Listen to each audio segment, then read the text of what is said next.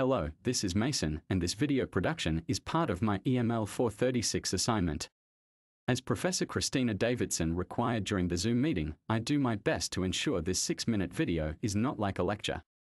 So, I am aiming while I explain the key learning area of the required content to demonstrate how the new concept of multiliteracy can be integrated into our faculty's curriculum to benefit students to develop their modern literacy skills while they learn another curriculum.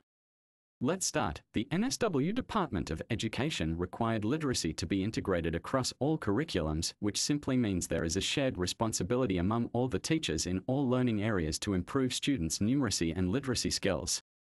This means it's not just the English teacher's responsibility. Why there is an emphasis on developing students' literacy, this targeting future-proofing students concept, it means ensuring that they learn a wide range of skills or capabilities that will allow them to thrive in increasingly complex global workplaces. So are educators' decision-making sure that just literacy and numeracy are the required skills for our students? The answer is clearly explained in the next quote from Mark Scott, Secretary of the Department of Education. While we cannot predict the future and the skill requirements of employees of the future, we do know the types of learners that we want to develop through schooling: students who are critical and reflective, open to a lifetime of learning and relearning, who are comfortable with changes and have empathy and a global outlook. Furthermore, Ronald Burnett regarding unknown future skills highlighted, the education curriculum should pay attention to the 3 moments which are understanding, knowledge, acting, skills, and being self.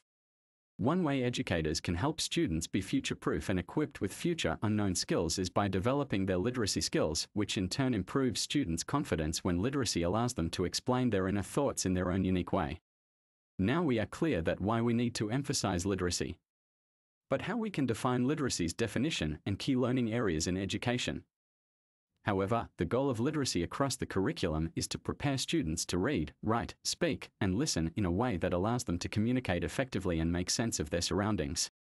In 1994, a group of 10 researchers and educators came together to consider the state and future of literacy pedagogy.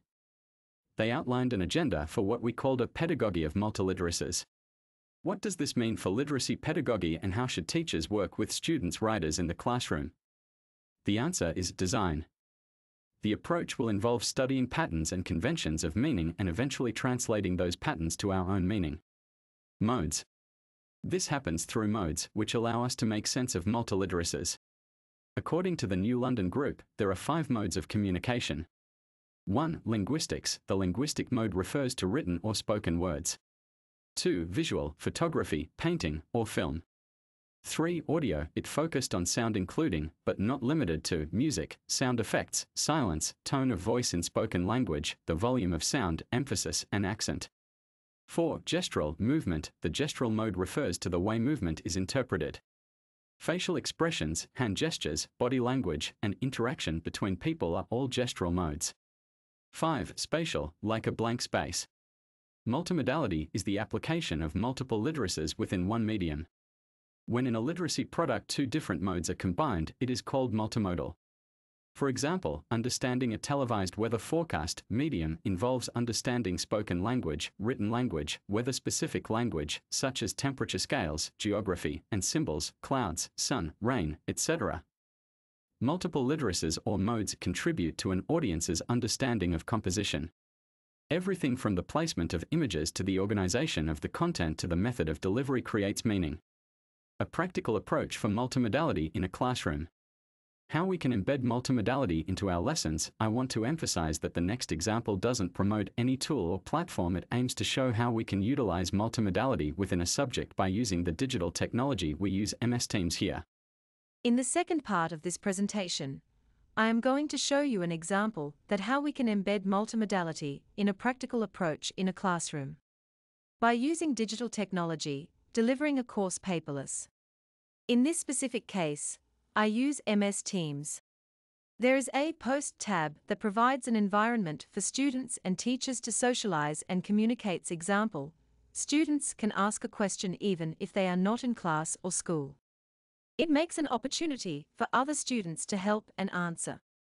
Technically, it helps to improve students' social and corporate skills, and learning would be a shared journey between all students and teachers. In case the teacher wants to provide resources for students, the teacher can post the materials. Just to remind you that this is a paperless course and can't provide printed documents. There is another tab named Files. I made Class Materials subfolder and upload all the required resources there. The next question is where students can keep their notes and homework. I created another subfolder for students under the Files tab and again another subfolder with students' names. Any student has access just to his own folder while I as the teacher can see all of them. The students create a file in their own folder and keep typing all their notes and activities in their online document. Using online documents can help students to retrieve their notes by a search, which is way easier and faster than retrieving from the traditional paper-based note.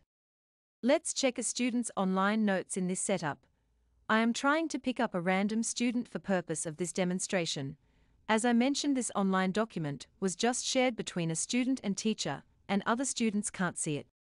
This student can use different elements of multimodality in his online document, elements like text, photos, and audio, also by deploying different text formats, and colors can have better and more organized notes, which could help the student and the teacher to check and use these notes. In this student online notes, we can observe how digital technology facilitated the use of multimodality, and as a result in more organized literacies, notes, which are also richer, with embedded links to other information, and video for further information. All these collections of different forms of literacy would help students to have a better and deeper understanding of the content and provide an environment for the student to use his creativity to illustrate his own understanding. Digital literacy is not about knowing how to use a computer or a device, but about being able to use technology to communicate, create, and think critically. This quote is attributed to Dr. Martin Bean, the Vice-Chancellor of Open University, UK. Using multimodal teaching methods allows for each student to have a personalized understanding of the subject material and bring their own unique perspective to it. The implementation of multimodality provides a wealth of opportunities for students to engage with the material and learn in their own way. Thank you for watching this video.